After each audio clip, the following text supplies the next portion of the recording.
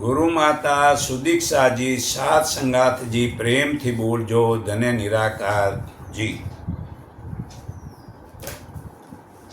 શરીરને જેવી રીતે ભોજનની જરૂર છે તેમ નિંદ્રાની પણ જરૂર છે અને મળમૂત્રનો નિકાલ થવો તે પણ જરૂરી છે, પરંતુ શરીરમાં આળસ કે બેછાડી રાખવું જરૂરી નથી, પરંતુ કંઈક ને કંઈક કાર્ય કરતાં રહેવું જોઈએ।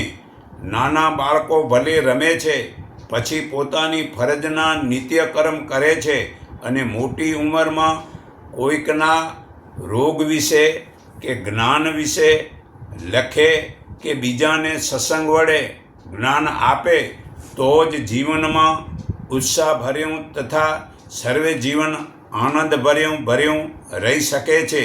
તેવી જ રીતે શરીરને કસરતની પણ ખાસ જરૂર પડે છે, તો આપણે આપણા કર્મમાંથી પરવારીને ભોજન ખાઈએ છીએ, પરંતુ પાણી પ્રમાણમાં બહુ જ ઓછું પીએ છીએ અને કરકસર તો ભાગે જ લોકો કરતા જ હોય છે।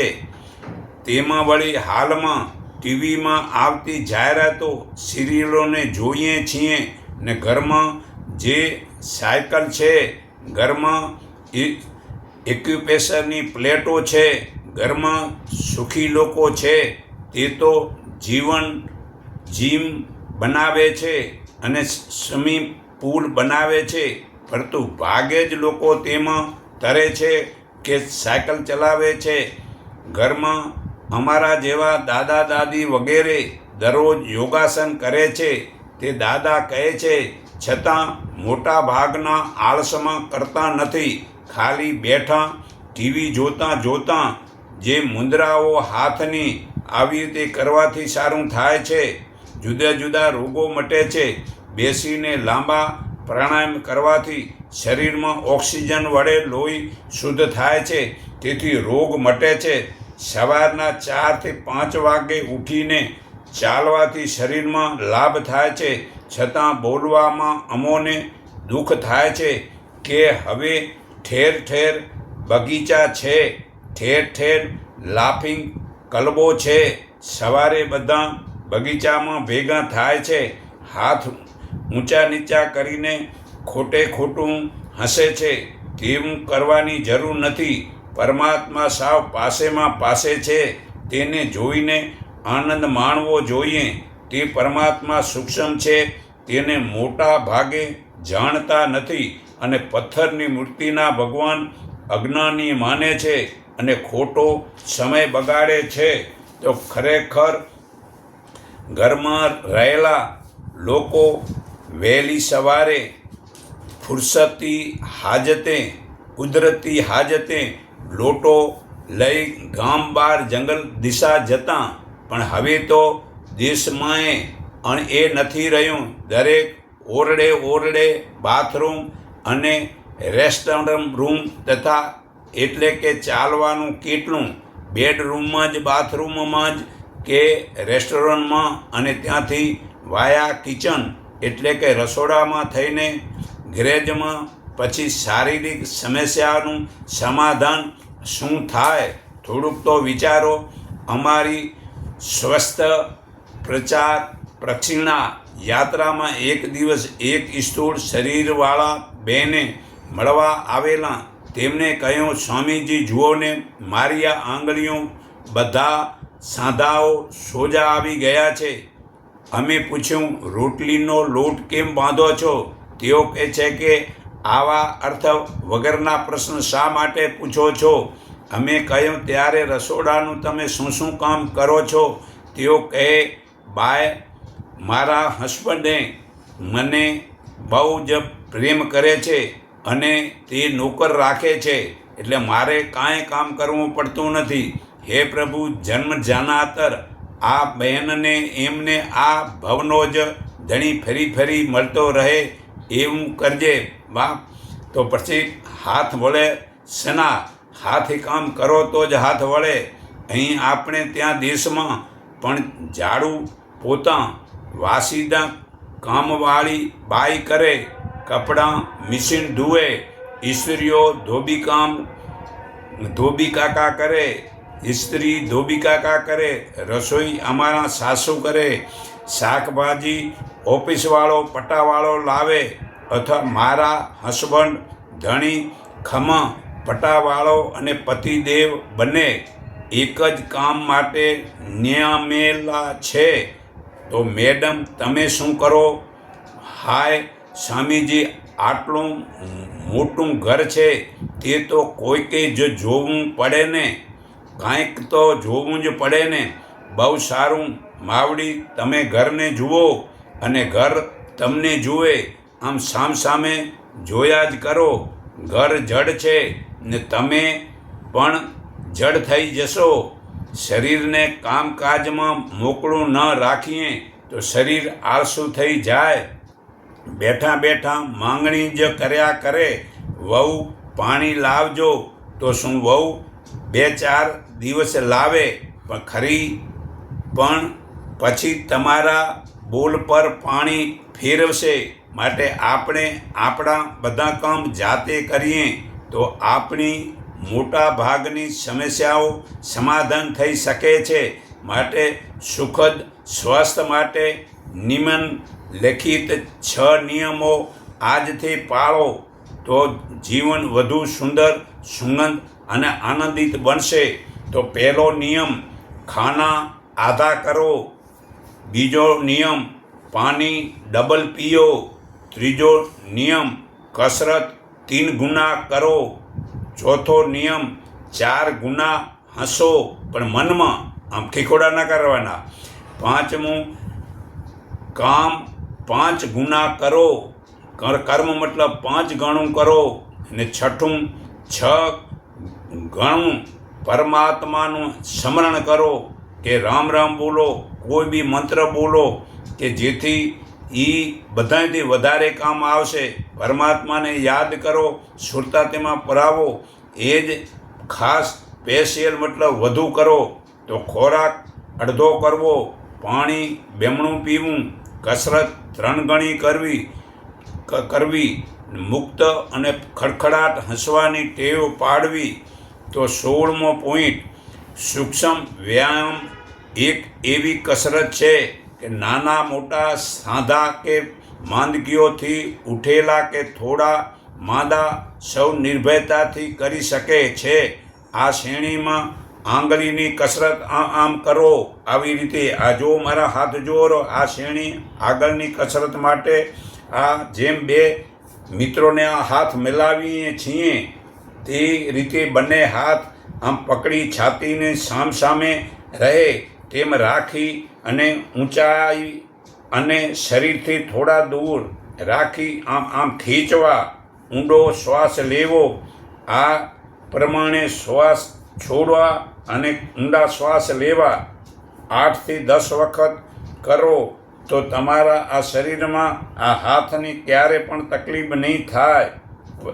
જ્યારે માથાની પાછળ હાથ અરસપરસ ખેંચીએ ત્યારે હાથ માથાને અડકવો ન જોઈએ અને તેમને રિલેક્સ કરવા માટે હાથને માથાની પાછળ છાતીની સાથે લાવીને ઢીલા છોડવા. પછી 17મું, આ જ વજાસનમાં જેટલું વધુ બેસી શકાય તેટલું સારું. ન બેસાય તો સાદી પ્લાઠી અથવા ખુરશીમાં બેસીને પણ હવે પછીની આ કસરત થઈ શકે. બંને હાથને આમ છાતીની સામે સીધા લાંબા કરો, જાણે હાથને બહારની દિશામાં ફેંકતા હો તેવી રીતે. આમ ઝપાટા બંધ થ્રો કરો.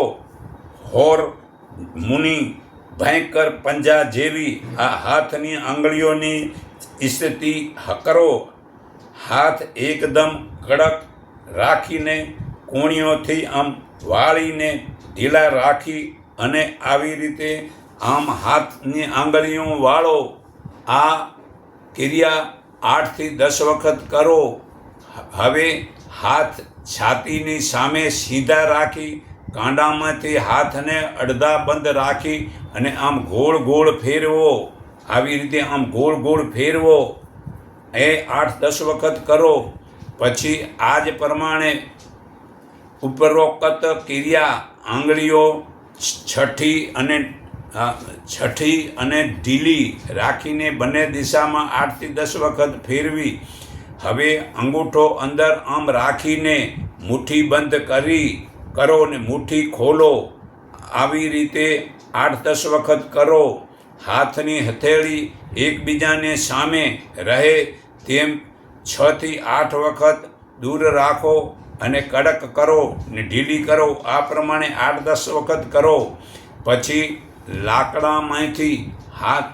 કાંડામાંથી હાથ ઢીલા કરીને 8-10 વખત ઝટકી નાખો. આમ ઝટકી નાખો. આમ 8-10 વખત આમ ઝટકી નાખો. હવે 18મું. હવે પછીની કસરત તે સર્વોકાલ સ્પોન્ડિલ દર્દીઓ માટે ખરેખર ખૂબ જ લાભદાયક છે.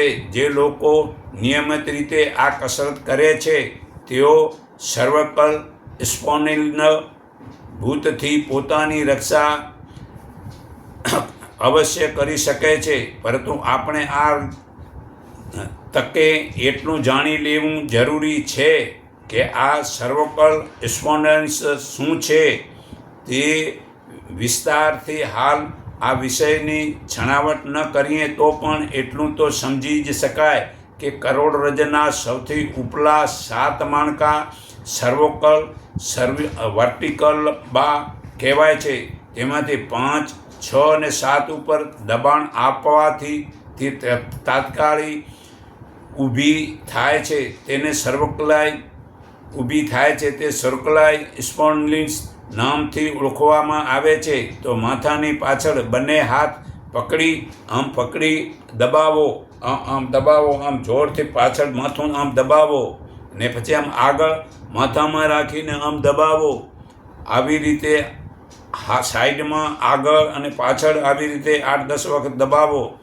પછી 19મું. જમણા હાથને માથાની પાછળ ઉપરથી નીચે અને ડાબા હાથને પીઠની પાછળ રાખી નીચેથી આમ ઉપર લાવીને આમ પકડો એકબીજામાં અરસપરસ.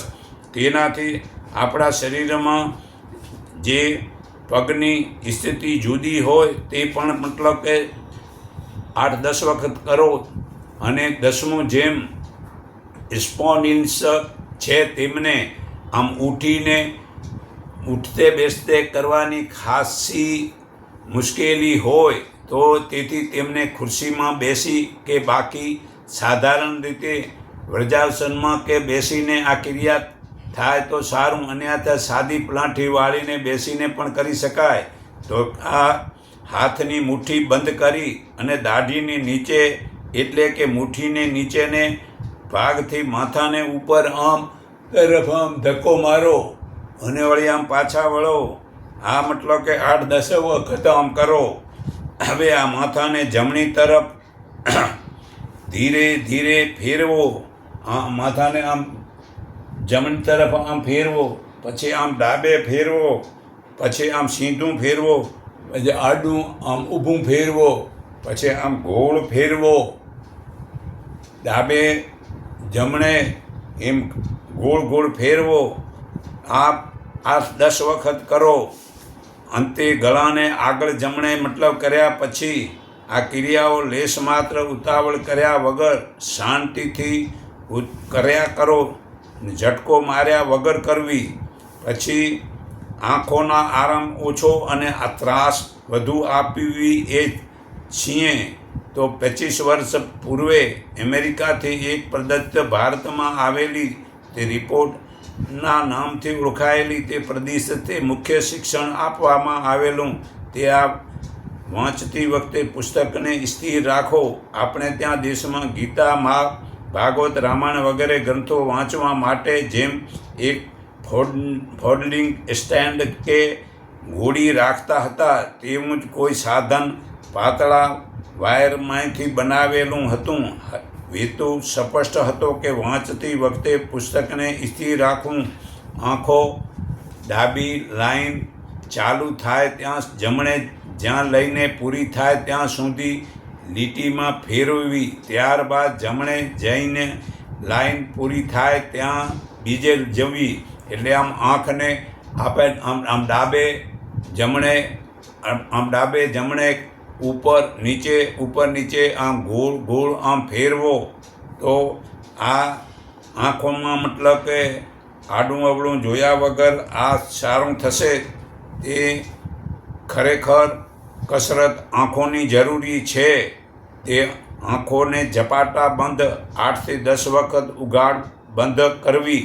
ત્યારબાદ બંને હાથની હથેળી સામસામે સંઘર્ષ કરી તેમાં આમ ઉષ્ણતા ન કરી બંને આંખો ઉપર ભોળા હાથ રાખીને આંખો ઉપર પમ્પિંગ કરવું. નોંધ: આંખોની આ તમામ કસરત 6 થી 8 વખત કરતી.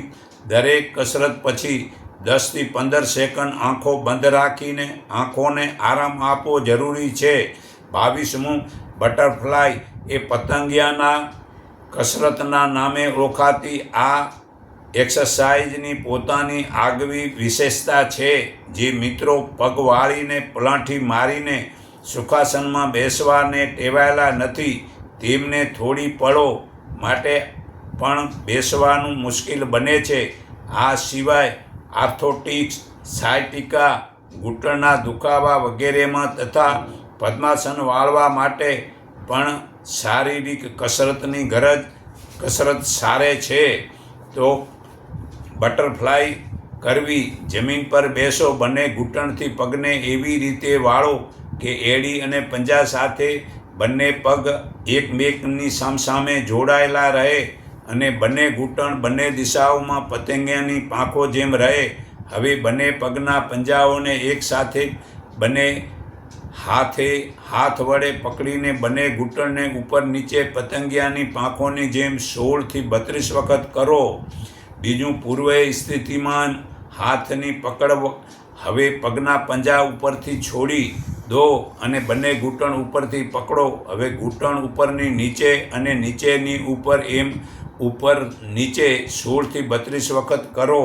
હવે એ જમણો પગ લાંબો કરો. ડાબા પગને જમણા સાથળ ઉપર રાખો. જમણા હાથને ડાબા પગ અને ડાબા હાથની ડાબો ગોઠણ પકડીને ઉપર નીચે 16 થી 32 વખત કરો. આવી રીતે તો કરો. આ જ ક્રિયા હવે ડાબો પગ લાંબો રાખીને કરો અને જમણા પગને ડાબા સાથળ ઉપર રાખીને કરો. તો આ જમણા પગને ડાબા સાથળ ઉપર રાખીને કરો. આ બટરફ્લાય કસરતથી થાપાના હાડકાં, ઘૂંટણના જોડાણ, ઘૂંટી વગેરે સૌને ફાયદો થાય છે. બંને પગના જોડાણથી અકળાઈ ઓછી થવાથી પગની કામ કરવાની કાર્યક્ષમતા વધે છે. બહેનોને ઓવરસીઝનો મોટો ફાયદો થાય છે, પણ રોજ કરે તો. 23મું બંને પગને લાંબા રાખીને બેસો. હાથ નિયમિતથી થોડે દૂર જમીન ઉપર, આંગળા બહારની દિશામાં, પીઠની વિરુદ્ધ દિશામાં રહે તેમ રાખવા. અને હવે બંને હાથની હથેળી અને બંને પંજાના તથા એડી પર વજન આપી કમરને બને તેટલી વધુ સીધી કરો. આ જુઓ, આ ખોટું આ રહ્યું, આ મોટું આ રહ્યું, એવું કરો. આ કમરમાં ઉત્પાદન થયેલા અકળાઈ ઓછી થશે. આમ આ સૂક્ષ્મ વ્યાયામ સ્ફૂર્તિ, ચેતના, નવીન પ્રાણ સંચાર કરશે. ખરેખર આ કસરત દરરોજ મનુષ્ય કરે તો આ કોઈ પણ શરીરમાં રોગ રહેશે નહીં. શરીર સ્વસ્થ હશે તો જ મનુષ્ય ગમે તે પોતાનું ભણવાનું કે ઘરનું કે કોઈ બી ધંધો કરવાનું કે પૈસા કમાવાનું પૂરું ઈમાનદારીથી કરી શકશે. તો આજે આ સૂક્ષ્મ પ્રાણાયામનો જે ભલામણ કરી છે તે જીવનમાં ઉતારો. તો હું સર્વના હૃદયમાં રહેલા પરમપિતા પરમાત્માને હું મારા હૃદય ભાવથી નમન કરું છું. એકને ઓળખો, એકને માનો, એક સંગઠિત થાવ, એટલું કહી મારી વાણી વિરામું છું.